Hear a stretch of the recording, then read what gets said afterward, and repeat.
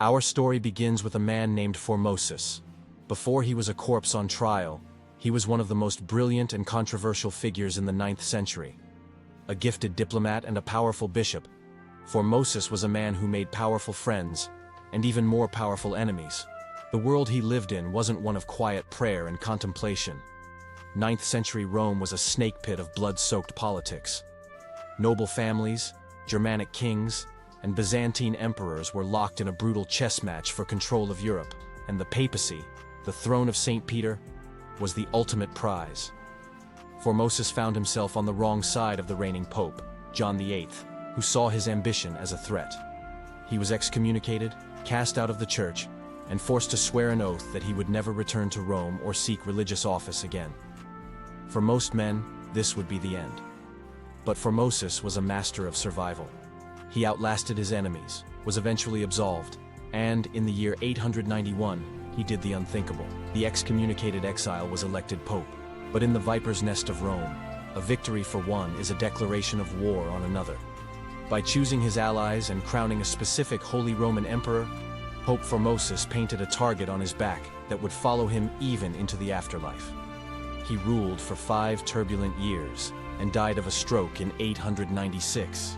He was buried, and the world moved on, or so it seemed.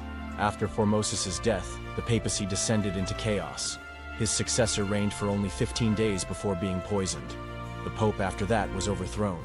And then, crawling out of the political wreckage, came our villain, Pope Stephen VI. Stephen was a puppet of one of the most powerful noble families in Italy, the Spoletans, the very family that Formosus had snubbed and betrayed. For Stephen and his backers, the ghost of Formosus was a stain on their honor.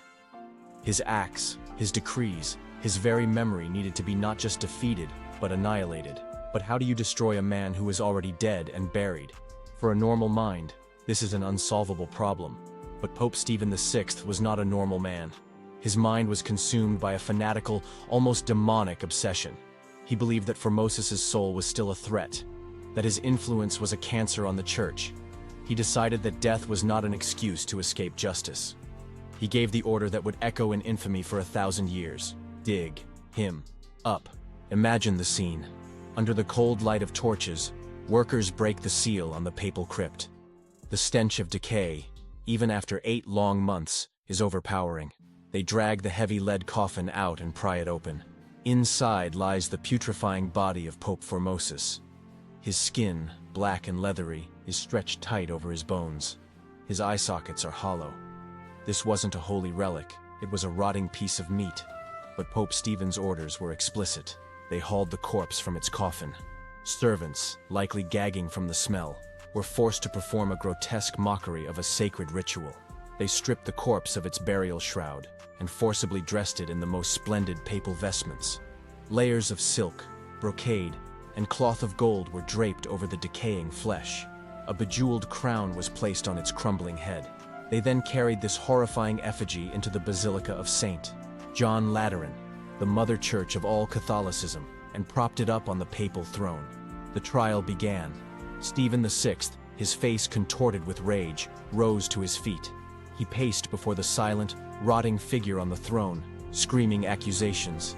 He charged the corpse with perjury for breaking his oath of exile.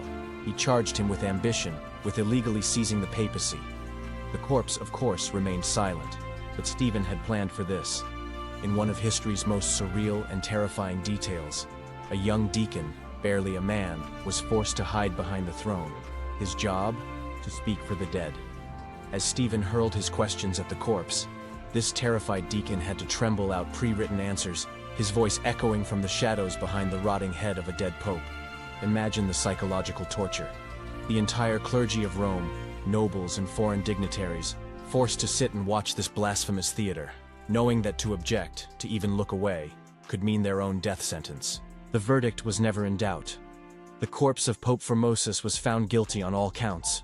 All of his acts, every priest he ordained, every law he passed, were declared null and void. With this single act, Stephen VI plunged the entire church into chaos, instantly invalidating the careers of hundreds of clergymen across Europe. But for Stephen, this legal annihilation wasn't enough. He needed a physical, symbolic act of destruction. He ordered the papal guards forward. They grabbed the corpse's right hand, the hand that had been raised to bless millions of faithful Christians. One by one, they took a knife and, with a sickening crunch of bone, sawed off the 3 fingers he used to make the sign of the cross. It was the ultimate desecration, a symbolic mutilation designed to damn his soul for eternity. They then tore the magnificent robes from the dismembered corpse, leaving it naked and violated. They tied a rope around its feet, dragged it from the throne, and hauled it through the cheering mobs in the streets of Rome.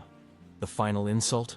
The body of the man who was once the holiest figure in Christendom was unceremoniously hurled into the Tiber River, to be washed away like common sewage. Pope Stephen VI stood victorious. He had defeated a dead man. He had spat in the face of God and gotten away with it. He was very, very wrong. The people of Rome, who had cheered the corpse's desecration, were a superstitious lot. And shortly after the trial, the ground began to shake. A powerful earthquake rocked the city, collapsing the roof of the very basilica where the unholy synod had been held. To the medieval mind, this wasn't a coincidence. This was a sign. God was angry. Public opinion, which Stephen had so skillfully manipulated, turned on him with the speed and fury of a tidal wave.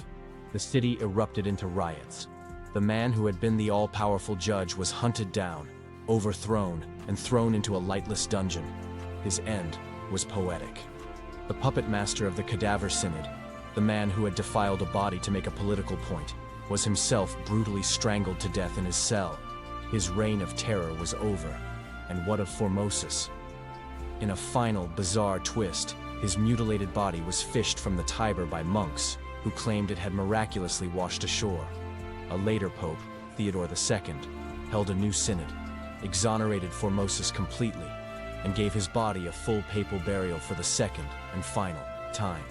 The Cadaver Synod stands as a terrifying masterclass in how absolute power, when mixed with pure hatred, doesn't just corrupt.